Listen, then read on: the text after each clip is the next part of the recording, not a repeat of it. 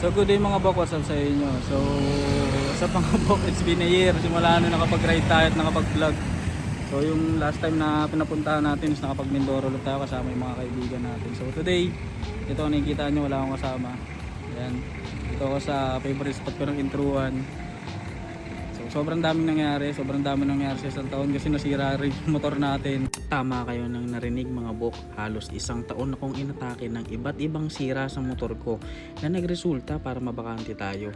Pero hindi ako sumuko at patuloy kong pinaayos si Range gamit ang pera at oras na ginugol ko para dito. Nasiraan tayo ng ECU, nagka-error 12, yung harness nagka-problema. So ang tagal din natin na bakante. Halos isang taon din yung inabot. Pero nagawa naman natin ng paraan na paayos natin siya. At syempre sa tulong ng ating mga tropa / mekaniko naibalik na natin sa kalsada ang motor natin. Big shoutout sa inyo mga bok.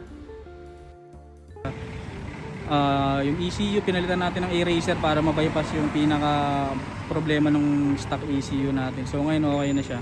So wala nang problema yan, naka-circuit concept na siya. So kaya Ngayon mga bok, samahan nyo ako mag-ride papunta ng Marinduque.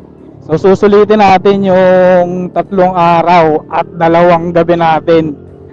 Di natin alam kung anong mangyayari. Actually may bagyo ngayon sa Pilipinas, pero sa north naman siya. Kaya ito makikita dyan sa kalsada medyo basa kasi kakatapos lang din ng ulan.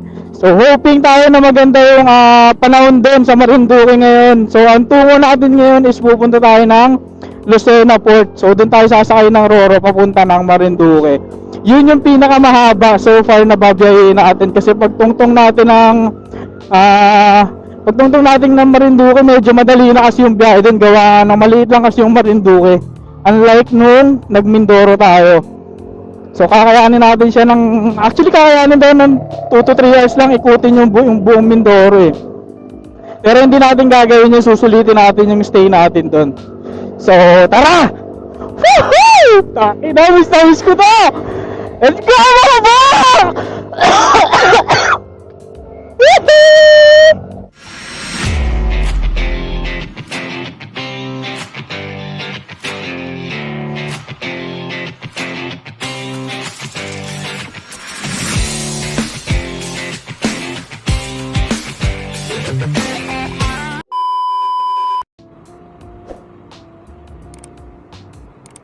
ito natin mga bok.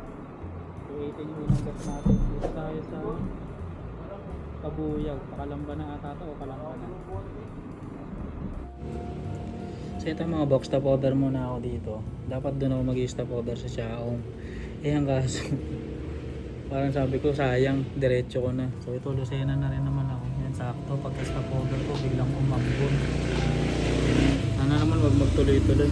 Yan, kakapilang ako kasi masyado pang mga 325 pa lang. Sana nakita. Ay, ayun o. 325 pa lang. So sobrang aga ko ang parang ang alis ng mga roro doon, ng mga barko is pinakamaaga ata 5:30. So magubos lang ako ng oras dito ng konti bago tayo bumiyahe. So let's go. Kain muna tayo.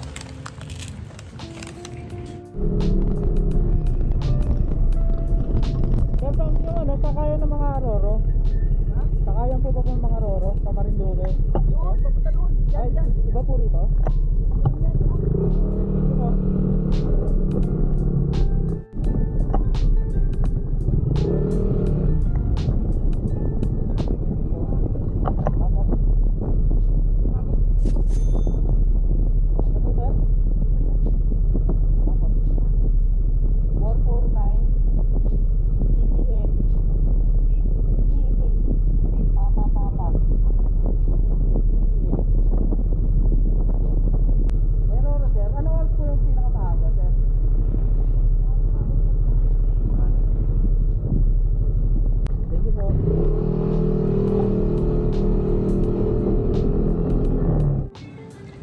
Ito mga bok, finally after 4 hours na biniyaya natin is nandito na tayo sa Lucena Port. So good thing kasi may mga roro. Ito, may roro dito, di ko alam kung Montenegro ba to. So last time kasi nung pumunta sila Bok Roron, Bok Makoy is wala daw roro dito, lahat nasa Marinduque. So good thing yun, makakasakay tayo ng first trip papunta ng Marinduque. So maaga natin magagawa yung itinerary natin doon na nagawa.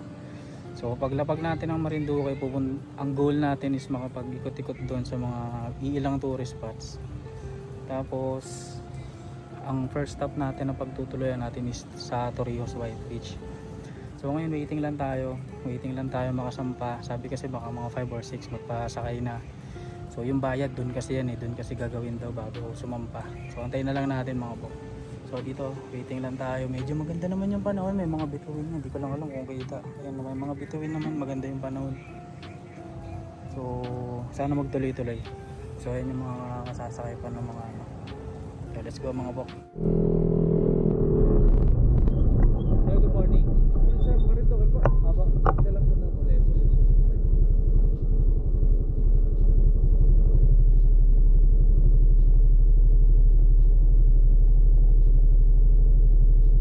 Ingatan na lang po kung galing sir ang galing. yung pamatay sa na rin po. Oo, sa bag na. Thank you. Magkano sir?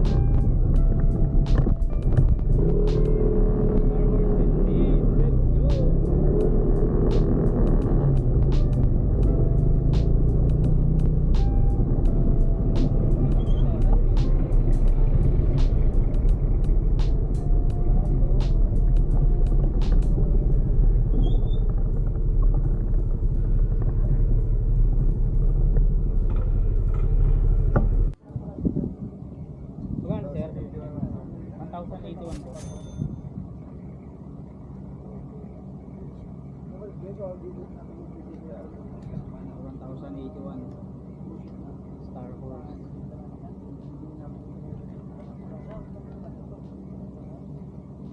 Let's go boarding na, boarding.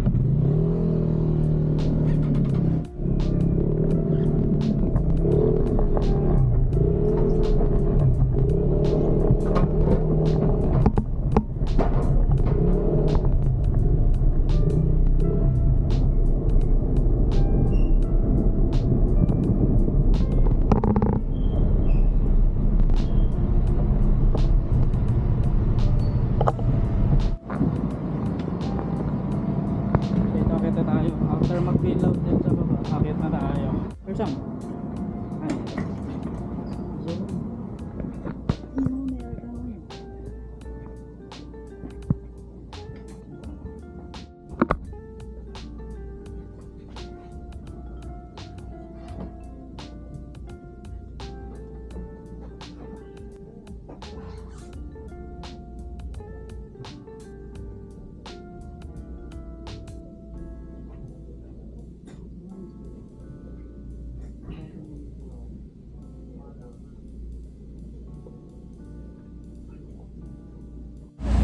So ito mga bok, nakahanap na rin ako ng pwesto. Dito ako sa may smoking area nila. So vaping lang naman ako, pero kinaganda may smoking area. So dito ay motor natin. Sa likod ng bag. So antayin na lang natin mapuno siguro to, tapos aalis na rin yung barko. Let's go.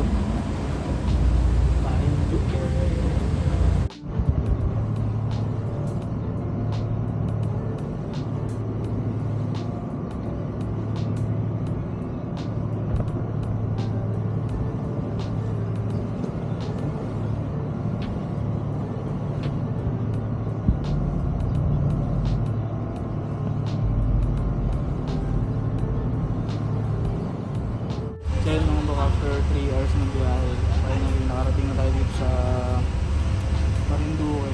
So magpapark lang yung pinaka-roro, tapos yun bababaan yung mga pasahero at saka yung mga sasakyan. Hindi ko lang sure kung ganun na, pero usually kasi mga sasakyan muna bago yung mga pasahero. Pinapababa muna yung mga driver, pero dito hindi ko lang sure. Pero dito makakalos yung mga driver ng tao. So yan, padaong na.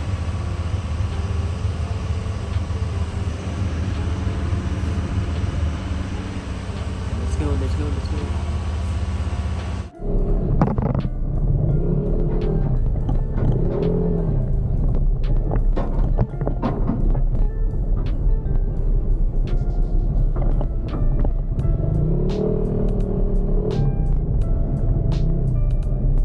So ito mga bok, nakapag-prepare na ako. ready na tayong bumakbak. So ito yung nga pala yung itinerary ko ngayong araw hanggang makaabot ako ng Torrijos White Beach. So yan yung mga mapupuntahan ko ngayong araw. Sisingit ko na lang siguro dyan yung lunch kasi ano pa rin naman eh. Parang ang oras natin ay 10:30. So sisingit ko na lang yung lunch dyan. So tara, simulan natin yung day 1 natin dito sa Marinduque. Let's go! Woohoo! Ayun po, wala nakakamport. Oh, makababa ko lang.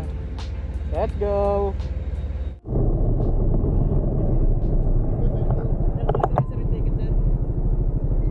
Yung kulay blue po.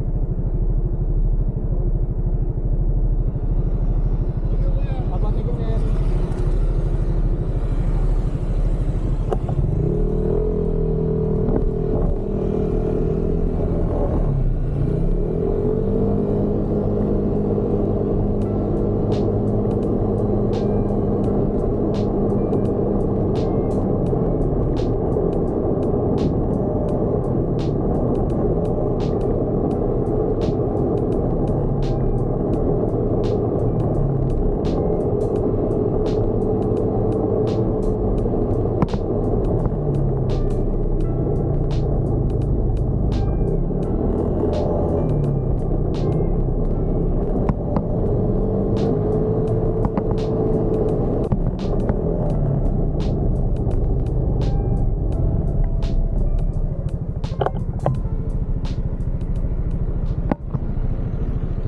Bakit na yung famous dito sa isa sa mga famous dito sa Marinduque, yung Century Old Tree nila. Sana maririnig nyo ako dyan. So ito yung Century Old Tree nila. So dito sa mga tourist spot bago ka makalabas talaga ng So picture lang natin, tapos proceed na tayo sa susunod kasi wala namang din dito. So proceed na tayo sa susunod, which is ang natin dito sa itinerary ko. Napupunta natin ang Balanakan View Deck. Go! Maaga pa naman, wala na ako magla-lunch. Dito lang sa mapa.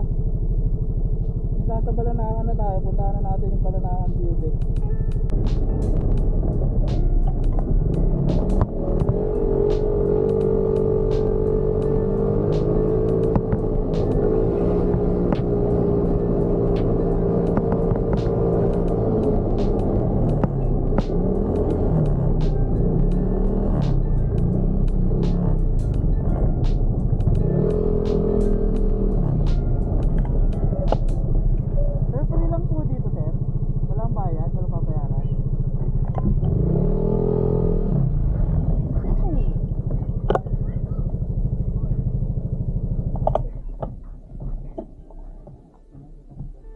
Mga bok, sana nakita nyo ako pagandaan tayo ng view. Ito nga pala yung view ko.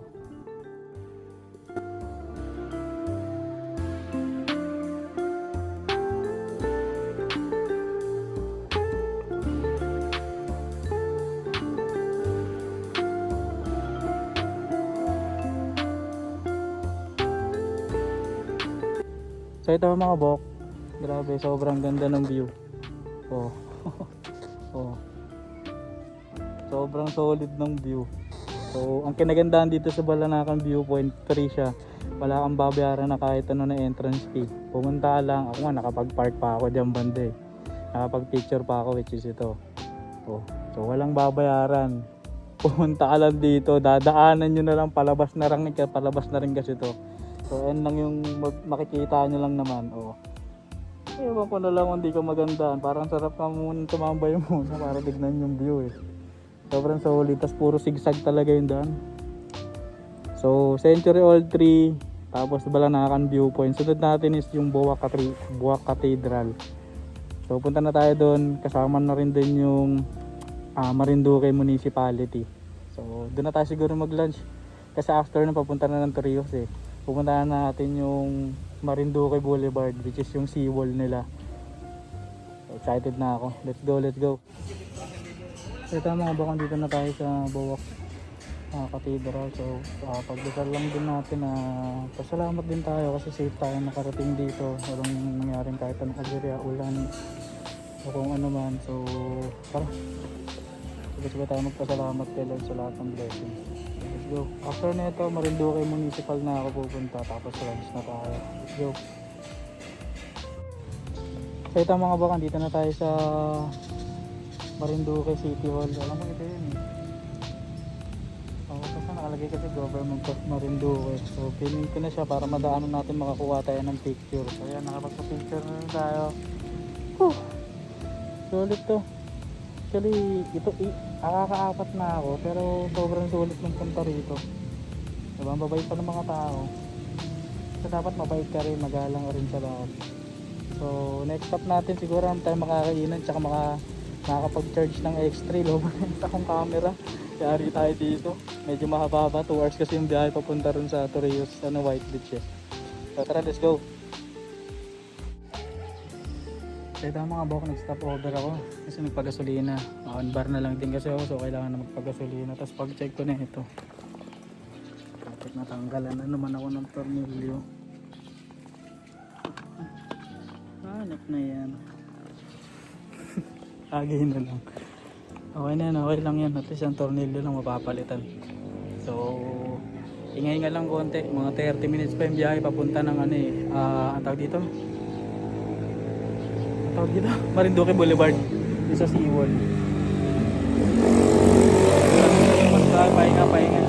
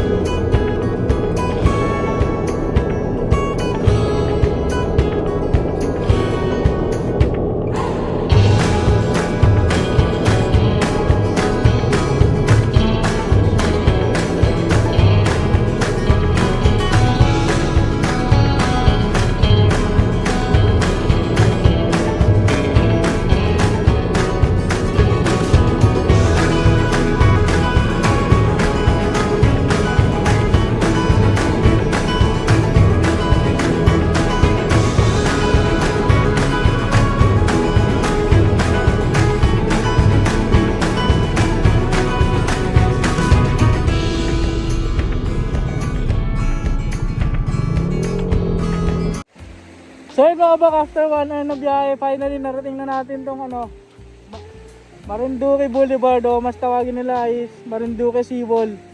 So ayan, parang nakikita ko sa mga Facebook post o sa mga TikTok, minsan may maraming tao dito. Ewan ko lang ngayon bakit parang sobrang tahimik. Pero ayan siya, sobrang tahimik dito, walang katao-tao. Kaya kahit anong gawin mo dito, okay lang. Oh. So picture lang ako, tapos pupunta na tayo ng Torrijos White Beach para doon ako magla-lunch siya, makakapagpahinga na rin. Siyempre makapag-relax na rin sa beach. So let's go! Woohoo! So ito mga bakang, dito na ako sa Torrijos White Beach. Grabe, sakit ng ng presyo, 2.5, 24 hours. Kasi hintayin ko lang, sabi ko baka pwedeng babaan. Inaintay po kayo ng may-ari. Sige po. Pero po kayo yung sabi ko yung mababang nahanap kayo. Okay, thank you po. Sige, kausapin natin yung may-ari. Ito mga bok, touchdown na tayo dito. Dito tayo sa Rendezvous Beach House. So 2.5 yung unang offer sa atin pero binigay ng 1.8 kasi mag-isa lang tayo. Puvid siya. Pakita ko na lang sa inyo. So makakapagpahinga na tayo. Magpa-plasta lang din ako ng mga gamit. So let's go. Yan. So ito yung room 5 nila mga mo. Ayan. So makikita nyo 2 beds. 2 bed yan. 2 bedroom. May aircon. May kasamang fan. Yan. May salamin. Organizer. Tingnan natin yung CR.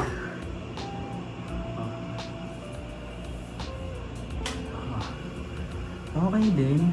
Shower wala, okay lang. Ditabo, okay lang din.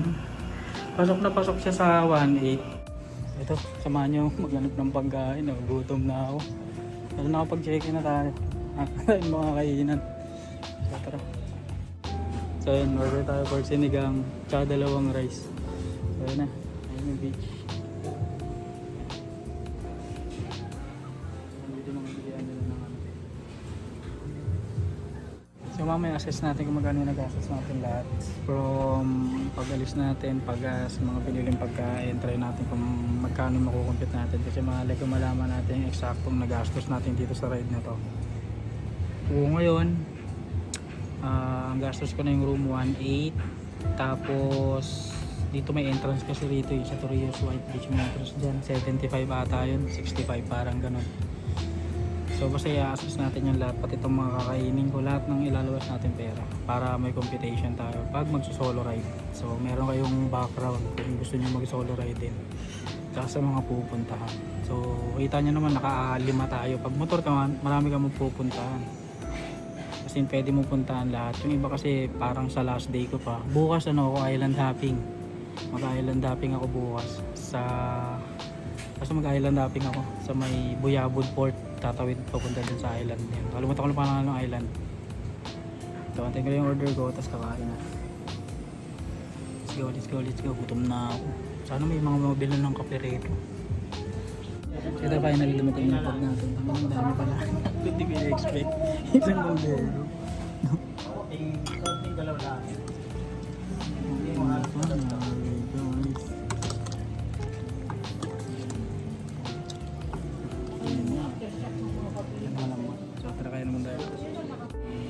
So ito mga baklastado na ako, nakapagpahinga na, nakakain na. Natawa ko kanina, nagtataka si ate bakit in-order ko si pork sinigang. Tataka siya, ikaw lang mag-isa sir? Opo miss, tsaka 2 kanin. Yung pala sobrang dami, putik na.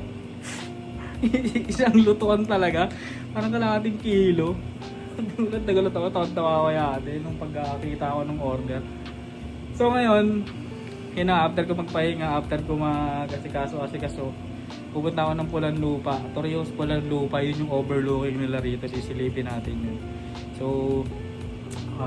sabi rin, recommended din mismo nung may-ari na itong pinag-i-stay ako na try nyo po pumunta doon, overlooking yun. So, may pupunta natin siya, tara samahan nyo ako. So, yun yung pinaka-last stop natin ngayong araw. Bago tayo mag-chill dyan sa Torrijos Beach. So, tara, let's go.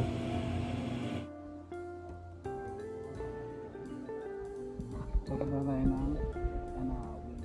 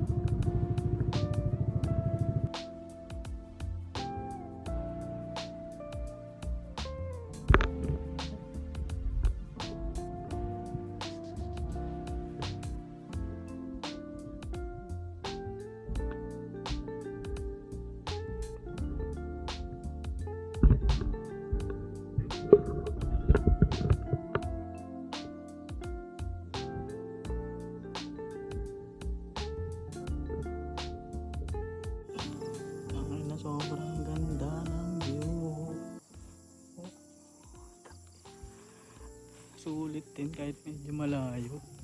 Ay dito dagat din siya yun.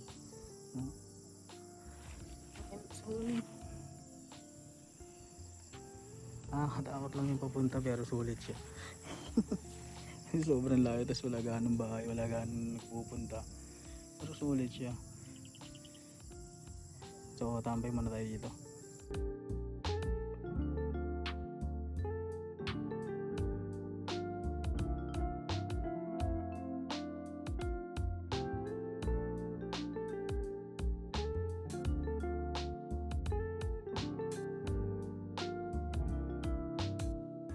So yun mga bok, so after lahat ng nangyari, after ko manggaling dun sa Tanawin, is bumaba na rin ako agad dito sa beach. Dahil nakakatakot yung papunta sa tutuusin lang.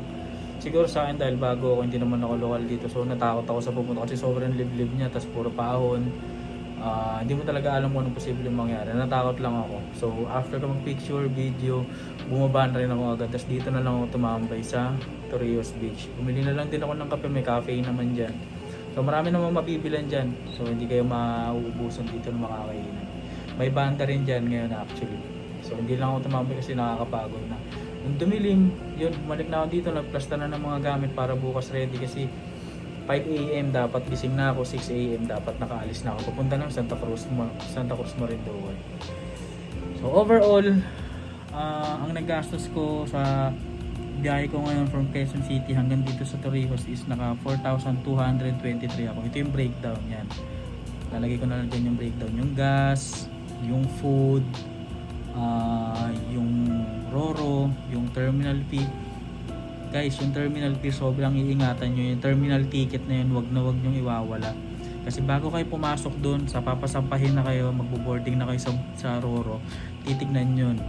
Pagkadating nyo dun sa destination nyo, which is dito sa Marinduque, titignan ulit yun. Kukunin kasi yung kalahati nun dun sa Balanacan Port.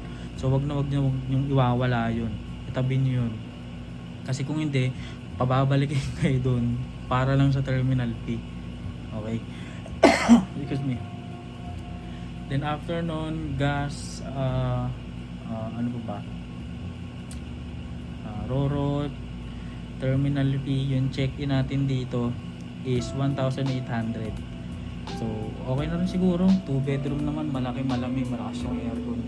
Tapos pre-use pa ng kitchen kasi napag-init ako, yung natira ko na sinigang, nainit ko pa. So good thing wala na akong ginastos ng dinner ko. Yun na lang init. Pumili na lang ako ng kanin. Libre pa yung video, okay. Sobrang ganda pa ng parking nila. Okay? So yun ang nagastos natin for today. So sana bukas mas mag-less tayo kasi island hopping yun eh. So good luck sa akin bukas sa island hopping. Sana magising din ako ng maaga kasi ang oras ngayon ay ayan, 12:45. Di ba lang resibo. Ayan, 12:46. So sana magising ako.